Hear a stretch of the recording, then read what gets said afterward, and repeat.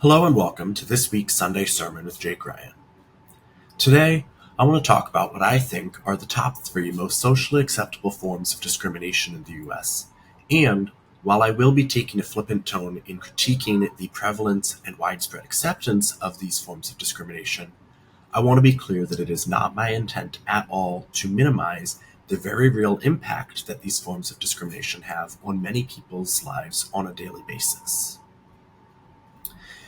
Now, big part of the problem is that there are, unfortunately, many socially acceptable forms of discrimination in the US, and it was hard for me to pick a top 3, all of which I kind of feel like tied for first place, because I don't think that any of them are necessarily the clear frontrunner above the others, and there were also many contenders for 4th place. Some of these 4th place contenders include fat phobia, ableism, homophobia, transphobia, and anti-Semitism.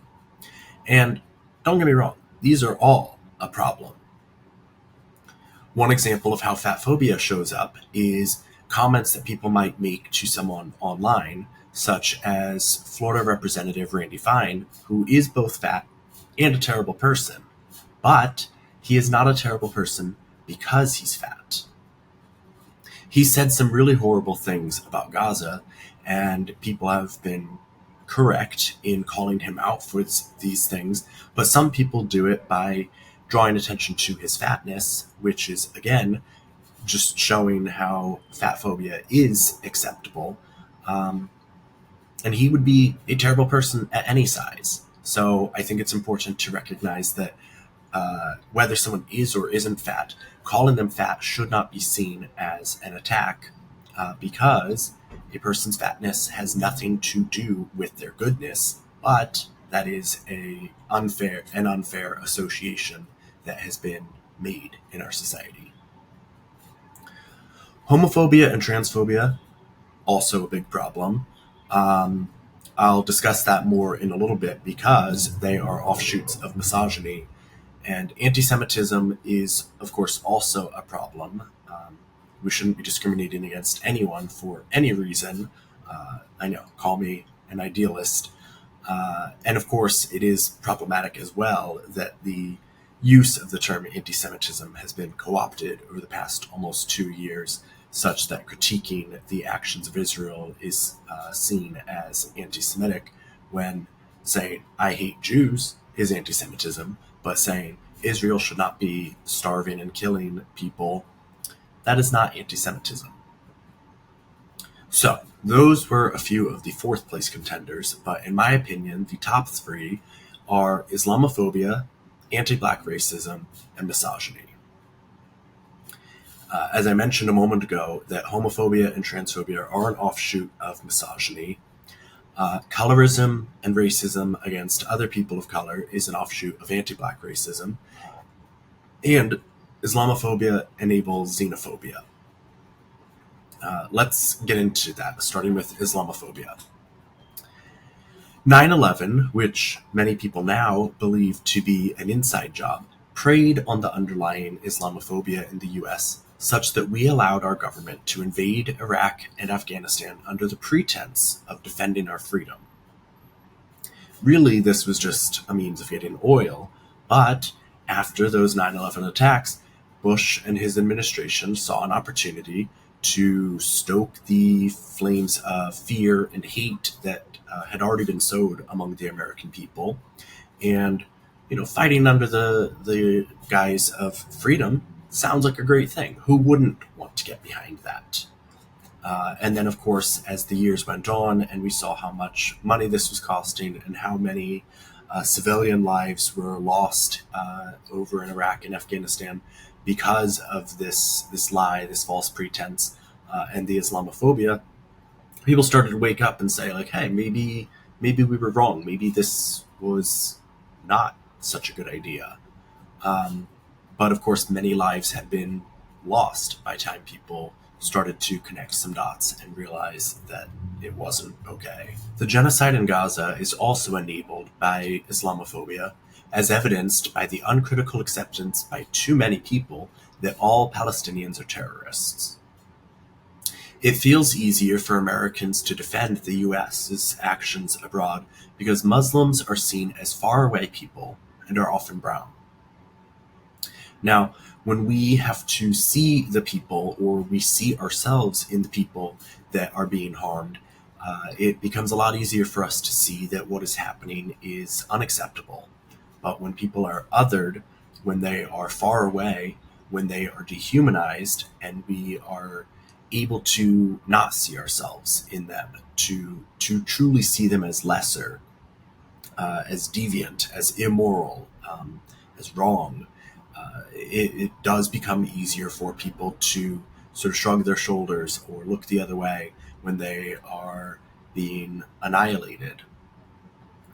And this is it's really all part of the master plan of white supremacy that certain people are seen as less valuable by the systems that we live in, and the loss of life in these other groups is not seen as tragic. This is, of course, a problem, especially because many people like to have said all lives matter, but when push comes to shove, they prove that they do not actually believe that. And it was, of course, just the flimsy attempt that we saw it to be to shut down people who said that Black Lives Matter. And on that note, I now want to turn to talking about racism, which, in my opinion, is as American as apple pie, especially anti Black racism. There's so much to be said about this, but I saw a TikTok a few days ago of someone critiquing some young white content creator who talked about how white people do deserve to have these white only communities that are starting to crop up in certain places because white people built this country once and we can do it again or make pockets of our country that are exclusively people who look like me. And the TikTok that I saw was, of course, someone had stitched with that person to call out how that person is very much glossing over the reality of American history, which is that white people did not build this country. From pretty much the very start, white people enslaved Black people and had them do much of the construction and laying the foundation of what this country would become. We are now literally at a point in time where white supremacy is rewriting history to erase not only the atrocities that white people committed against indigenous Americans, Mexicans who were on this land first, and the way that we treated Black people. And so not only erasing those atrocities, but also attributing literally everything good to the white settlers. That is not how history went down, and it is important for us to acknowledge and own our history, no matter how painful it may be, because whitewashing it is just not true, and I don't care if some white people feel bad, because the truth does hurt sometimes. People, unfortunately, do commit horrible crimes against humanity, and it is important for history to note those accurately. A lot of white people have a deep need to believe that they are truly better than Black people, and that's a big part of how the South turned red over the past 50 years. There's a quote around how you can convince poor white people to vote against their best interests as long as they believe that people of color will be punished at least as much, if not more. And it's really sad that people could have so much hate in their hearts that they just feel the need to believe that they are better than other people based on the color of their skin. Hayley Williams of Paramore just released a song last week that said that they had to make Jesus white because people wouldn't worship someone they saw as lesser. I was raised Catholic, and it was always odd to me hearing that Jesus was from the Middle East, and yet he was portrayed as a white person. And, I definitely had thoughts on why Jesus was portrayed as white before, but I really think that Haley says it so succinctly that this country values the appearance of whiteness over non-whiteness, and somehow they also go against everything that Jesus actually taught, but all so that white people can truly feel superior to people of color. It's also been said that Trump's first presidency was a direct response to this country having elected a black man for president, and it's unfortunate how true that is. Anytime this country makes some progress, it can often feel like 2 steps forward and lately 10 steps back, because for a black man to occupy the highest office in the US, it challenged what many white people need or want to believe to be true about black people. And when Trump showed up, it preyed on the racism that did not go away, even though some people like to claim that Obama's victory ended racism.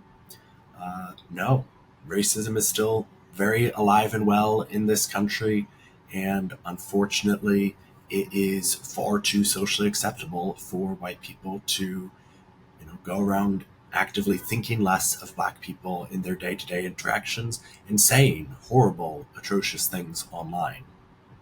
And no matter what anyone tells you, it is important to recognize that discourse does matter, because discourse enables dehumanization and does lead to tangible actions, i.e., violence against black people.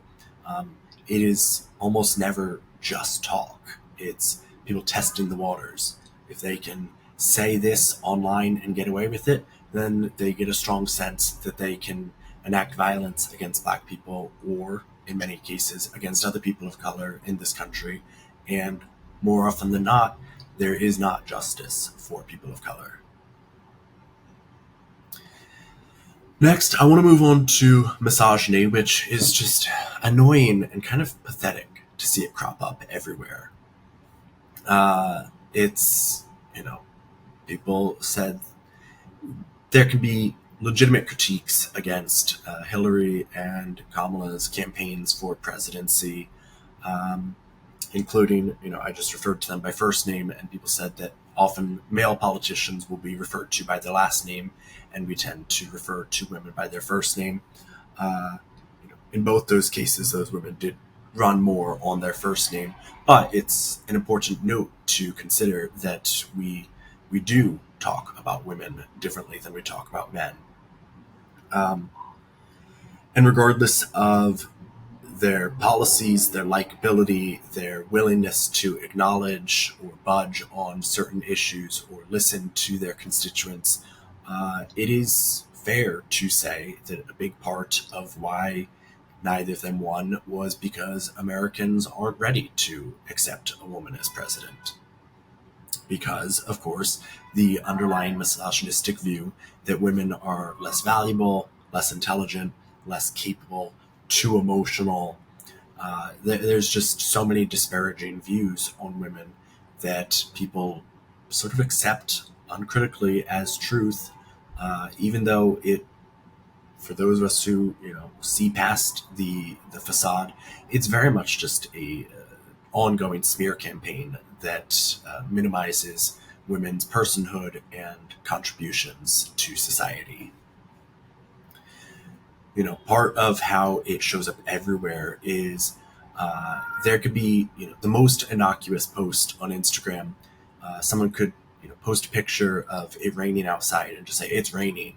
And, within a few minutes, you'll have some man inventing some scenario in the comment section just to get mad at women. He'll be like, and bitches will, forget an umbrella and expect you to, give her your jacket to keep her dry. I see so many posts that literally have nothing to do with sex or gender, and there's often some man who will make a comment like the example I just gave, especially posts that are about dating and romance and relationships, and it's almost horrifying how many likes these posts will get, how many men will chime in and echo these anti-woman sentiments. And it's wild to see the audacity of these same men complain about women not wanting to have anything to do with them, after they spend all day online calling women low quality and ranthrow.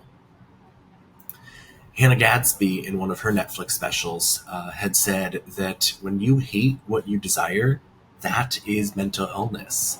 And it does not make sense to me as a gay man how so many hetero identifying men can have such disdain and even hate towards women, and somehow also expect to end up with one.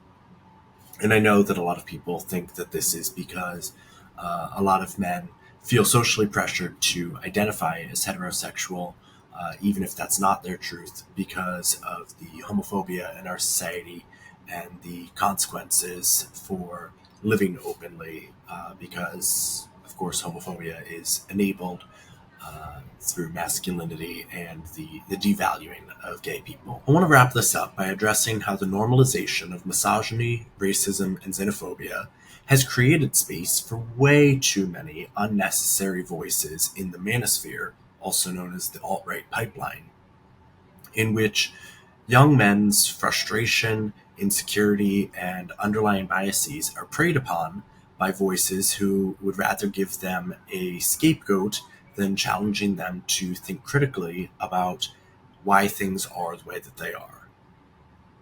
Unfortunately, there are still too many white people who think that if they have ever faced a hardship or are not immensely successful, that this proves that white privilege isn't a thing. And it's just really not that simple.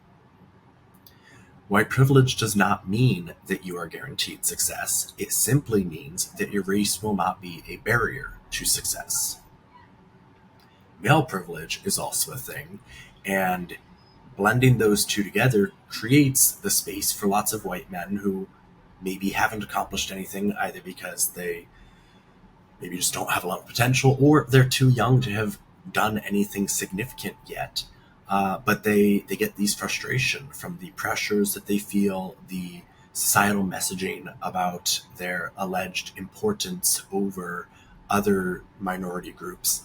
And when they do not have the outward markers of success that they believe that they should have, they start to feel less than. I was talking with a female friend recently about an article we had seen that said that there were many, many voices on the right in the realm of like podcasts, but that there weren't nearly as many big names on the left. And I wasn't really sure what to make of that. And then she had said that stuff on the right doesn't require any critical thinking. On the left, you do have to think about, who's telling these stories about what it means to be white or black or man or woman, who benefits from these narratives, making sense of looking beyond the surface and seeing things for what they really are, even when it's painful. Whereas on the right, people are generally just offered a scapegoat. And for a lot of people who feel very frustrated and overwhelmed, it's going to feel a lot better for them to be able to say, yes, this person or these groups of people are the reason I'm unhappy with my life. This, of course, ties in with the rise in anti-intellectualism over the past few years or decade or longer in the US. It is a complex and messy world that we live in, and we all have different identities. We all make sense of these identities differently. And I think many people are not really happy with life in America right now for any number of reasons. But unfortunately, a lot of people do go to the lowest common denominator of allowing their biases to take center stage and allowing blame to be the reason that people land on for why things are the way that they are. So that's my view, is that it is misogyny, anti-black racism, and Islamophobia are all tied for first place as the top three most socially acceptable forms of discrimination in the US. That's just my views, and I'm curious to hear if you think any differently about any of this. So sound off below. Till next time, Jake Ryan.